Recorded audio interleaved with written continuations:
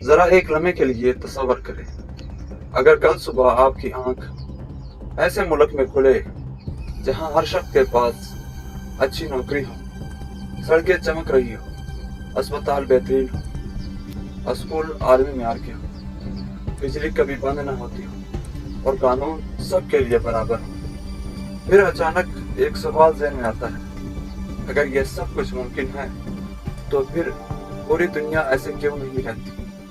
آخر کیوں کچھ ممالک اتنے امیر ہیں کہ ان کے ایک شہر کی معیشت کئی ملکوں سے بڑی ہے، جبکہ کچھ ممالک اپنے شہریوں کو صاف پانی تک فراہم نہیں کر پاتے؟ کیا اس کی وجہ صرف تیل ہے؟ کیا سونا، ہیرے اور قدرتی وسائل کسی ملک کو امیر بنا دیتے ہیں، یا پھر اس کے پیچھے کوئی ایسا راز چھپا ہے جس کے بارے میں بہت کم لوگ جانتے ہیں؟ آج کی اس ویڈیو میں ہم صرف ایک سوال کا جواب تلاش کریں گے، آخر ہر ملک امیر کیوں نہیں بن سکتا؟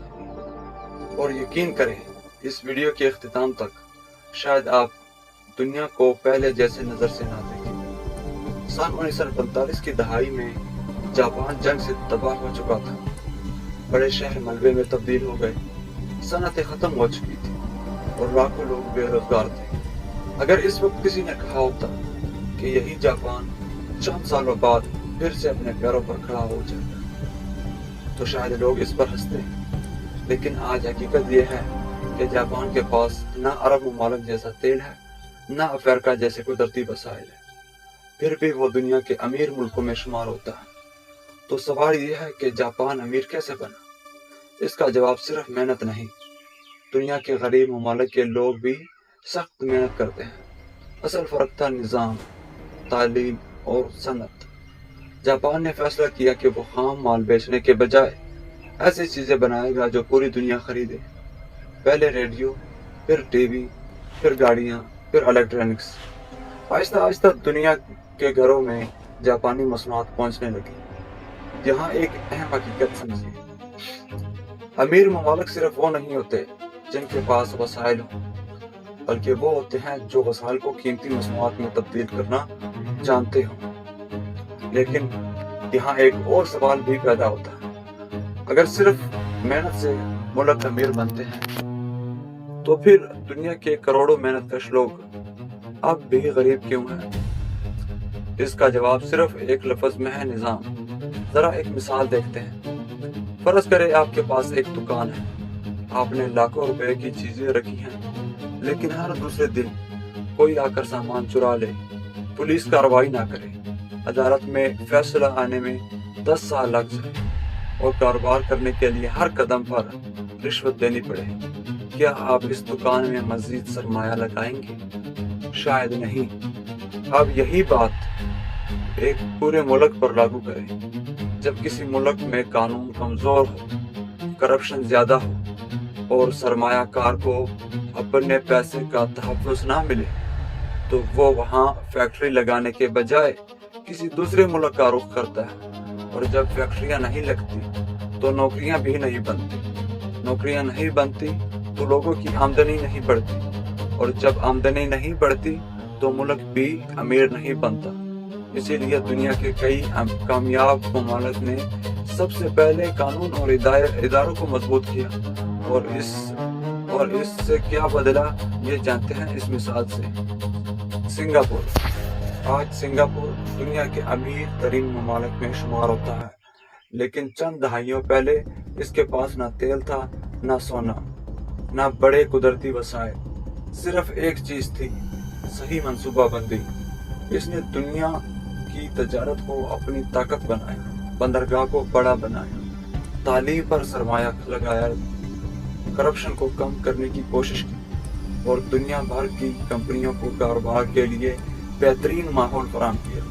آہستہ آہستہ دنیا کی بڑی کمپنیاں وہاں آنے لگی، اور جہاں کمپنیاں آتی ہیں وہاں سرمایہ آتا ہے، جہاں سرمایہ آتا ہے وہاں روزگار پیدا ہوتا ہے، اور جہاں روزگار پیدا ہوتا ہے وہیں خوش سے خوشحالی کا سفر شروع ہوتا ہے۔ لیکن اب ایک ایسا سوال جو شاید پوری ویڈیو کا سب سے اہم سوال ہے، اگر قانون، تعلیم اور تجارت ہی کسی ملک کو امیر بناتے ہیں تو پھر ایسے ممالک بھی کیوں موجود ہیں جن کے پاس تیل، گیس، سونا، ہیرے اور بے شمار قدرتی وسائل ہیں، لیکن ان کے لاکھوں لوگ آج بھی غربت میں زندگی گزار رہے ہیں؟ اس کا جواب شاید آپ کی سوچ بدل دے۔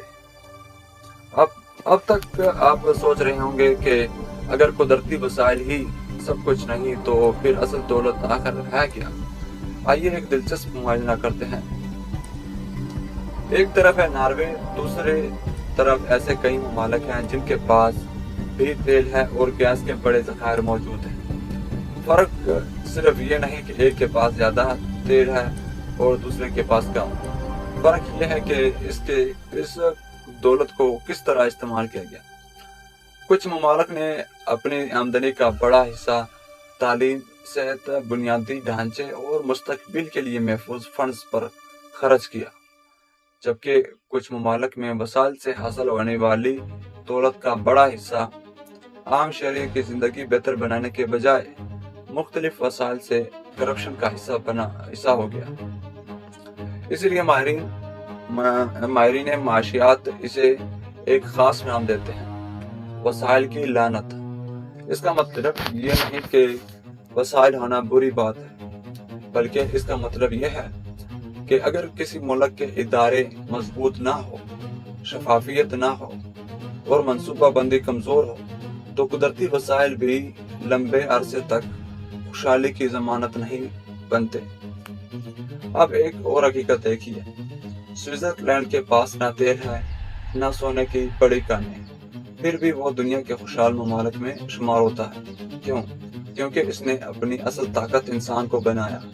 اعلیٰ تعلیم، جدید ٹیکنالوجی، مضبوط بینکنگ نظام، تحقیق اور قانون کی حکمرانی، یعنی دنیا کی سب سے قیمتی دولت صرف زمین کے نیچے نہیں ہوتی بلکہ انسان کے دماغ میں ہوتی ہے۔ اب ذرا اپنے آپ سے ایک سوال پوچھئے، اگر کل کسی ملک کے تمام تیل کے کنویں ختم ہو جائیں لیکن اس کے لوگ تعلیم یافتہ، ہنرمند اور محنتی ہو، کیا وہ ملک دوبارہ ترقی کر سکتا ہے؟ تاریخ کا جواب ہے ہاں، کر سکتا ہے۔ لیکن اگر کسی ملک کے پاس بے شمار قدرتی وسائل ہوں مگر تعلیم کمزور، ادارے کمزور ہو اور صنعت ترقی نہ کرے تو دولت زیادہ دیر تک قوم کو مضبوط نہیں بنا سکتی۔ اور شاید یہی وہ فرق ہے جو دنیا کے امیر اور غریب ممالک کے درمیان سب سے نمایاں نظر آتا ہے۔ اب سوال یہ نہیں رہا کہ کون سا ملک امیر ہے، اصل سوال یہ ہے کوئی ملک امیر بنتا کیسے ہے۔ اس پوری ویڈیو سے اگر صرف ایک بات یاد رکھنی ہو تو وہ یہ ہے، کسی ملک کی دولت صرف اس کے تیل، سونے یا گیس سے نہیں ناپی جاتی۔ اصل دولت وہ لوگ ہوتے ہیں جو نئی چیزیں ایجاد کرتے ہیں، فیکٹریاں بناتے ہیں، قانون پر اعتماد کرتے ہیں، تعلیم حاصل کرتے ہیں اور ایسے مصنوعات اور خدمات تیار کرتے ہیں جنہیں پوری دنیا خریدنا چاہے۔ اسی لیے دنیا کے بہت سے خوشحال ممالک کی طاقت صرف ان کی زمین نہیں بلکہ ان کے ادارے، ان کی صنعت، ان کے تحقیق اور ان کے لوگ ہیں۔ اب ایک لمحے کے لیے اپنے ملک کے بارے میں سوچئے۔ ہر ملک کے اپنے وسائل بھی ہوتے ہیں اور اپنی صلاحیتیں بھی۔ تبدیلی ایک دن میں نہیں آتی اور نہ ہی صرف ایک فیصلے سے آتی ہے۔ اب یہ چھوٹے چھوٹے درست فیصلوں، مضبوط اداروں، بہتر تعلیم، محفوظ کاروباری ماحول اور مسلسل محنت کا نتیجہ ہوتی ہے۔ شاید اسی لیے تاریخ ہمیں یہ سکھاتی ہے کہ کوئی بھی قوم ہمیشہ کے لیے امیر نہیں رہتی اور کوئی بھی قوم ہمیشہ کے لیے غریب رہنے پر مجبور نہیں ہوتی۔ اگر صحیح فیصلے کیے جائے، صلاحیتوں کو موقع دیا جائے اور آنے والے نسلوں پر سرمایہ کاری کی جائے تو وقت کے ساتھ ساتھ راستہ بدل سکتا ہے۔ اب میں آپ سے ایک سوال پوچھتا ہوں، آپ کی نظر میں کسی ملک کی ترقی میں سب سے اہم کردار کس چیز کا ہے؟ تعلیم، قانون، ایمانداری، صنعت یا کچھ اور؟ اپنی رائے کمنٹس میں ضرور لکھیے، کیونکہ ہو سکتا ہے ہماری اگلی ویڈیو آپ کے جواب سے شروع ہو۔ اگر آپ کو ایسی ویڈیوز پسند ہیں جن میں شور کم اور حقیقت زیادہ ہو تو ہمارے ساتھ جڑیے۔ ہم اگلی بار ایک اور بڑے سوال کا جواب تلاش کریں گے، آخر جاپان کے پاس تیل نہ ہونے کے باوجود وہ دنیا کی بڑی معیشت کیسے بنا؟ تب تک کے لیے اللہ حافظ۔